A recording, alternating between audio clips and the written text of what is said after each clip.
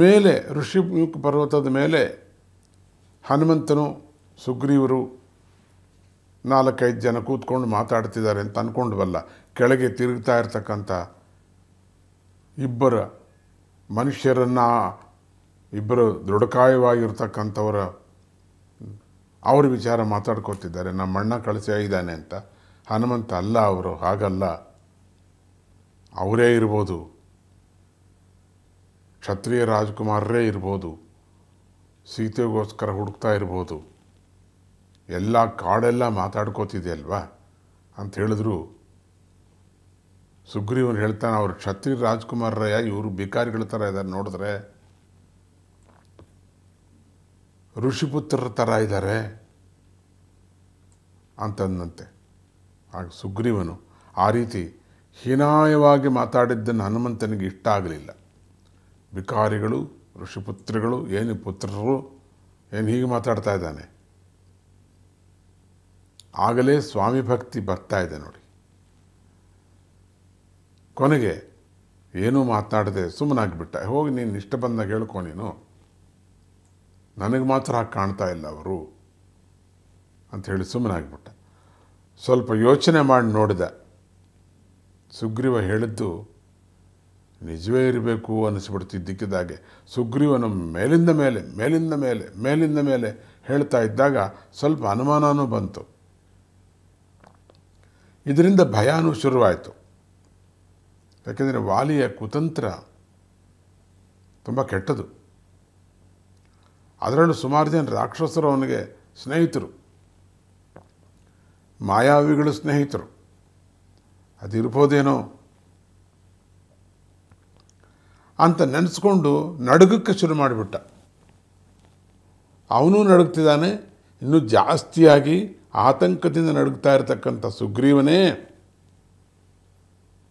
ಸ್ವಲ್ಪ ಸ್ವಲ್ಪ ಚೇತರಿಸ್ಕೊಂಡು ಹೀಗೆ ಹೇಳ್ತಾ ಇದ್ದಾನೆ, ಹನುಮ, ನಾವು ಅಷ್ಟೊಂದು ಭಯಪಡಬೇಕಾಗಿಲ್ಲ. ಇಷ್ಟೊತ್ತು ಭಯಪಟ್ಟವನು ಅವನೇ, ಹನುಮಂತನಿಗೆ ಭಯಪಡಿಸ್ತವನು ಅವನೇ. ಹನುಮಂತ, ನೀನು ಒಳ್ಳೆಯ ಮಾತುಗಾರ.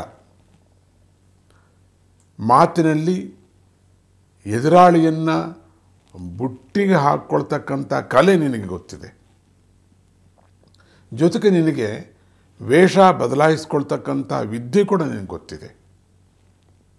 ಆದ್ದರಿಂದ ನೀನು ವೇಷ ಬದಲಿಸಿಕೊಂಡು ವೇದಾಭ್ಯಾಸ ಮಾಡ್ತಕ್ಕಂಥ ಬ್ರಹ್ಮಚಾರಿ ವೇಷದಲ್ಲಿ ಅವರ ಹತ್ತಿರ ಹೋಗಬೇಕು. ನೀನು ಅವರು ಯಾರು, ಏನು, ಇಲ್ಲಿಗೆ ಯಾಕೆ ಬಂದಿದ್ದಾರೆ, ಯಾಕಂದರೆ ನಿನ್ನ ವಾಗ್ಮಿ, ನೀನು ವ್ಯಾಕರಣ ಪಂಡಿತ, ಯಾರು ಯಾವ ರೀತಿ ಮಾತಾಡಬೇಕು ನಿನಗೆ ಗೊತ್ತದು.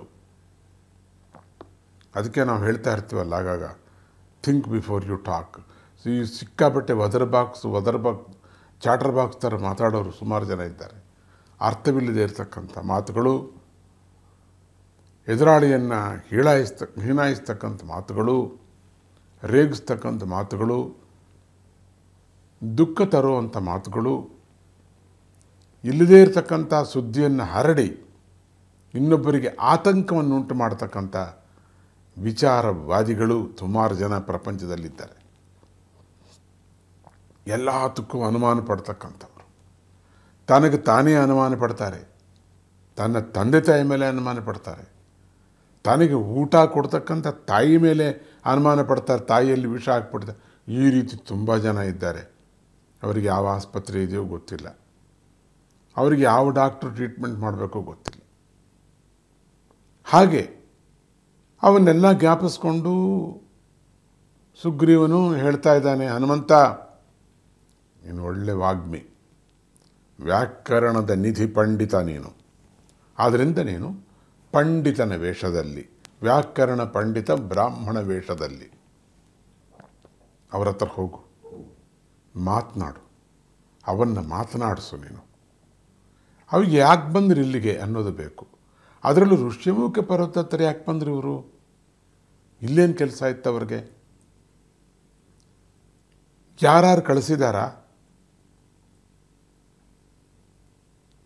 ಅಂತ ಹೇಳ್ತಾ, ಅದರಲ್ಲೂ ಇಲ್ಲೇ ಹತ್ತಿರದಲ್ಲಿರ್ತಕ್ಕಂಥ ಮತಂಗ ಮುನಿ ಆಶ್ರಮ ಇರುವುದರಿಂದ ನೀನು ಅಲ್ಲೇ ವಿದ್ಯಾಭ್ಯಾಸ ಮಾಡ್ತಾ ಇದೀಯ ಅಂತ ಅನ್ಕೋತಾರೆ, ನಿನ್ನ ಮೇಲೆ ಅನುಮಾನ ಬರೋದಿಲ್ಲ ಅಂತ ಹೇಳ್ತಿದ್ದಾನೆ. ಮುಂದೆ ಏನು ಹೇಳ್ತಾನೆ ನೋಡೋಣ, ಏನು ಹೇಳಿ ಕಳಿಸ್ತಾನೋ. ಜೈ ಗುರುದತ್ತ.